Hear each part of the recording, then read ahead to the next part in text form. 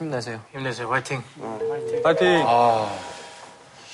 또 그리스에서 온 분이 또 실질적인 상황을 전해주니까 굉장히 지금 또 와닿네요. 뉴스로 접했을 때보다.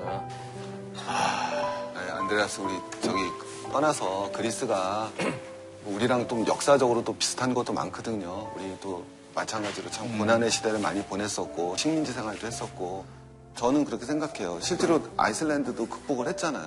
굉장히 어려웠었는데 그래서 그리스가 꼭 해낼 수 있을 거라고 정말 생각을 합니다.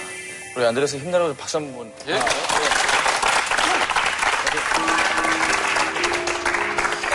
자, 이 그리스 사태 빨리 좀 해결이 돼야 될 것 같긴 한데 여러분 나라에서는 이 원인을 뭐라고 분석을 하고 있는지. 네, 정치가들이 너무 잘못했다고 생각하는데 없는 돈으로 살기 좋은 나라 만들려고 했어요, 정치가들이. 그래서 그리스에서는 55세에 인퇴해요, 보통은. 근데 그건 너무 빨리 인퇴하는 것이고 은퇴를 너무 빨리 한다. 돈을 많이 큰 손실해요. 예를 들어 노르웨이에서는 법적으로는 인퇴는 66세인데 그래도 70대까지 일하는 사람은 많아요. 야, 근데 복지가 발달된 나라에서 그런 얘기를 하니까 또 되게 새롭다. 정부가 받는 것에 비해서 많이 베풀었어요. 그래서 세금을 제대로 얻지도 못하면서 공무원들에게 많은 혜택을 줘서 어쩔 수 없이 다른 나라로부터 빚을 꿀 수밖에 없었죠. 그건 가장 근본적인 이유라고 생각합니다. 부자들이 달세를 많이 한다고 들었는데. 그렇죠. 그거 진짜 중요한 거. 달쇠하는 문화가 그래서 진짜 심각해요. 근데 그런 원인을 좀 분석해야 돼요. 왜냐면 역사적으로 보면 그리스가 옛날에 터키에서 식민지였어서요. 400년 동안 계속 식민지였어서요. 돈을 세금 있었을 때 그 돈을 바로 터키 제국에서 가잖아요. 그래서 사람들이 그때부터 세금을 피하기로 시작했어요. 그런 문화가 계속 반복되어서 아직도 그런 문화죠. 그리고 만약에 우리 달쇠하면 죄책감 안 생겨. 오히려 우리 내가 돈 벌었다. 네, 제가 똑똑하게 잘했네. 똑똑하게 잘했네. 탈세율이 굉장히 높잖아요. 그리스. 그리스의 탈세율이란 건 뭐 악명을 떨치는 탈세율이니까 네네. 외부에서는 이렇게 볼 수 있어요. 독일 사람 입장에서는 이런 거죠. 어떻게 우리 독일에서 청소하시는 분보다 그리스의 의사나 법관들이 세율이 더 낮냐. 집에 있는 수영장들 다 신고 안 했다가 막 구글 찾고 이런 거 인터넷 나오잖아요. 그런 식으로 왜 우리의 돈으로 그리스를 지원하느냐. 이런 것들이 실제로는 존재할 수가 있죠. 독일이 가장 거의 민감하지 않을까요?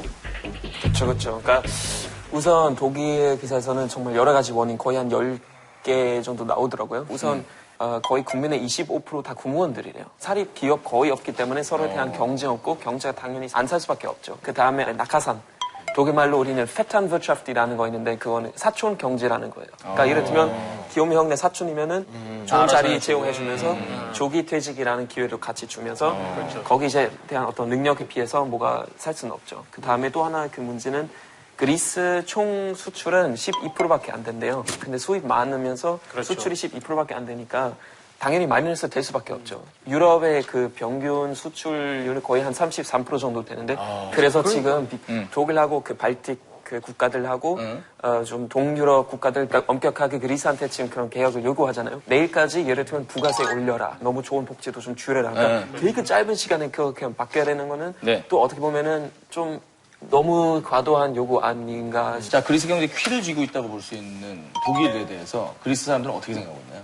그리스 사람들이 특히 독일 정리 그리고 뭐 독일 정부에 대해 독일 정부. 지금 SNS 보면 이제 Boycott Germany 그건 해시태그 있어요. 왜냐면 지금 엄청 심각한 긴축 정책을 이걸 이렇게 시키고 싶어서 그리스 사람들이 요즘에 또 독일 정부를 약간 나치 독일 정도 비교한 거예요. 그 정도까지. 아니, 국민 감정이 악화가 된 거지. 왜냐면 지금 어떤 긴축 정책 어떤 조건이 그리스 은행하고 그리스 통치권을 잡을 거예요. 만약에 안 갚으면 독일은 바로 통제할 거예요. 통제할 거예요. 이게 도와주는 건지 뺏으려고 하는 건지 그런 생각이 다르다. 이게 굉장히 악화돼 있는데 이 정도 얘기가 감정이 되게 안 좋아. 되게 흥미로운 점이 뭐냐면은 그러니까 그리스가 이렇게 돈을 빌릴 수 있었는데 그 돈을 빌려주는 기관들이라거나 거기서 어느 정도로 관리 감독이나 뭔가를 이렇게 실천하는 그걸 어떻게 해야 되는지에 대해서 좀 도와주는 역할이 있어야 되지 않을까라는 생각이 들더라고요. 그러니까 유럽 연합의 하나만 줄게 거는 아니라. 그러니까 왜 그리스만의 문제인가? 아니면 유럽 연합의 정치적인 문제인가? 그쵸. 얘기 잘했어요, 달러가. 그리스의 환자잖아요. 병 걸렸는데 환자예요. 유럽연합이 의사 선생님이라고 말하면 의사 선생님도 약을 잘못 줬다고 생각할 수가 있어요. 일단 1995년 유로존 들어갔잖아요. 유로색이 시작했어요. 그때가 많은 유럽 나라의 몸이 약해졌어요. 왜냐하면 이탈리아, 스페인, 포르투갈, 그리스 인건비 되게 낮았어요, 그때. 근데 유로 세계 시작하면서 인건비 높아졌고, 아까 다니엘 잘못했던 거, 그리스 사실 수출 되게 많이 했어요, 옛날에.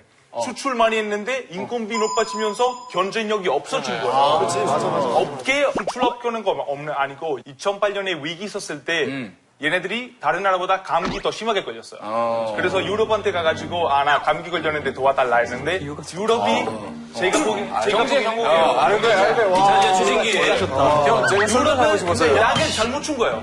유럽이 왜 잘못 줬냐면 유럽 약을 어떤 약을 줬냐면 니네들이 세금 높여야 된다. 첫 번째.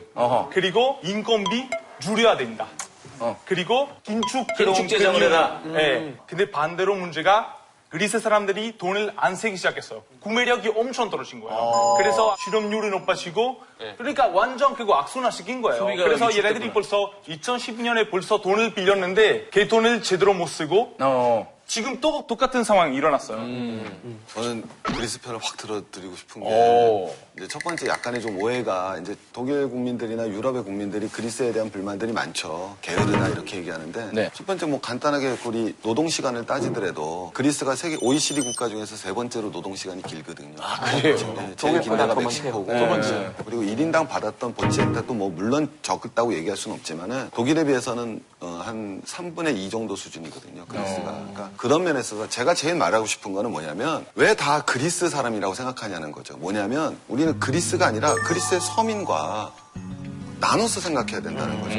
우리 잘못은 딴 사람이. 그렇죠. 더 아시겠지만 책임은. 올리가르이라고 제가 들어봤는데 올리가르 우리처럼 재벌이란 그런 뜻인데 걔는 좀 더 나쁜 의미 같아요. 족벌 뭐 이 정도로 번역하면 족벌 체제. 족벌 뭐 그런 것 같은데 부실은행 갖다가 그냥 돈 밀어넣으니까 그들과 또 부정부패로 만연된 정치권의 책임이지 왜 이걸 그리스 서민들한테 책임을 지우느냐라는 문제는 저는 꼭 짚고 싶어요.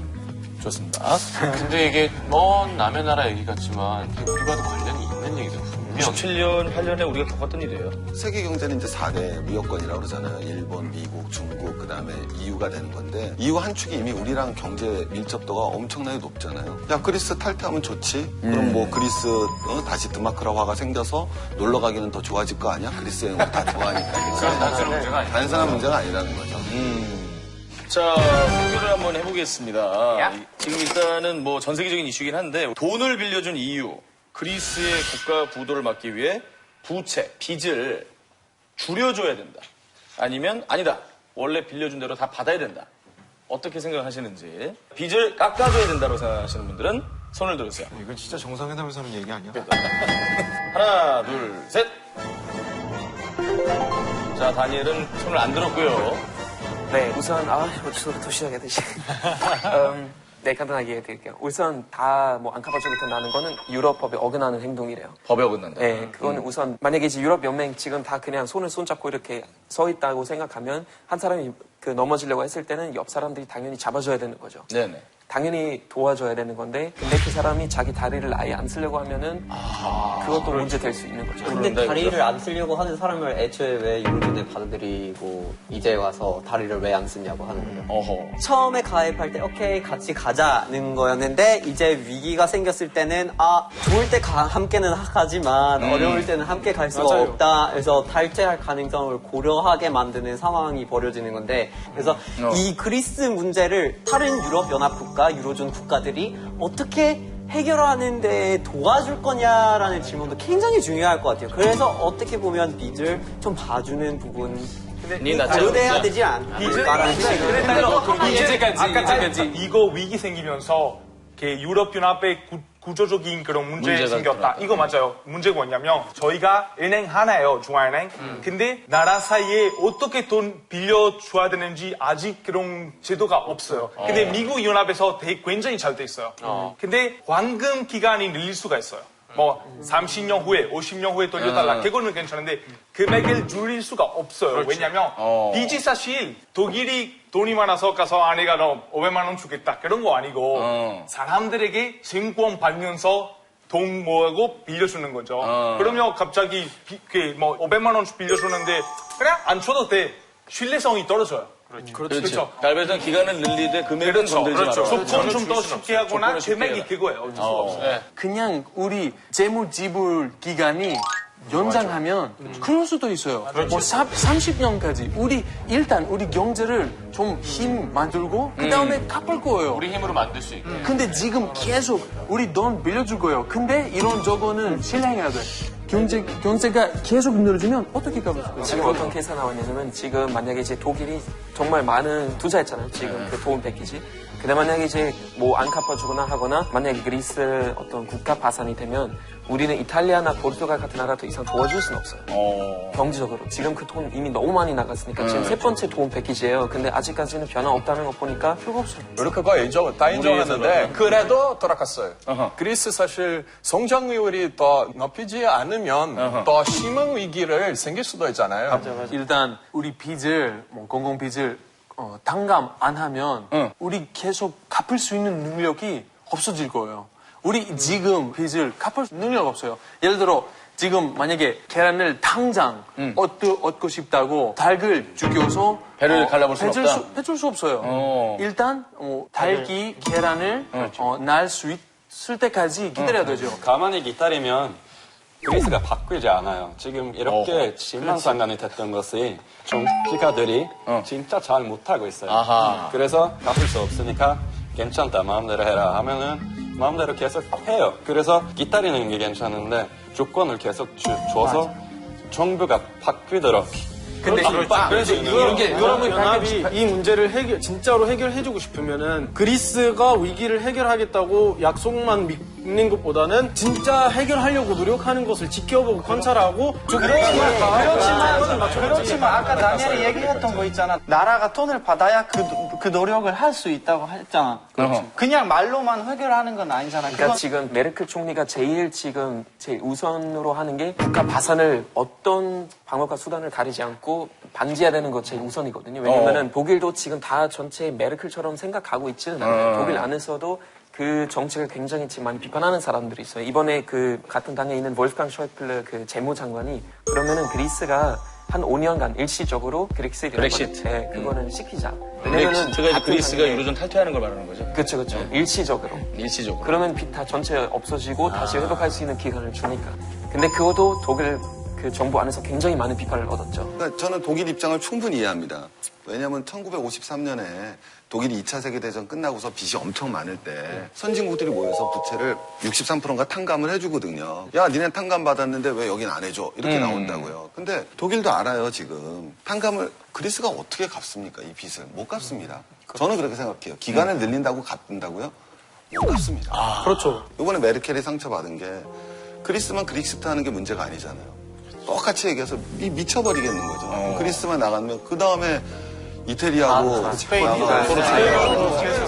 스페인, 시프루스, 포르투갈 위험해요. 그렇죠. 그래서 그리스랑 우리는 아무 상관이 없는데 그리스가 그 선거에서 딱 그 시리자가 이기자마자 우리나라 주가 박살났잖아요. 우리 경제에 미칠 영향도 알 수가 없는 거네요. 상상도 안 되는 거네요.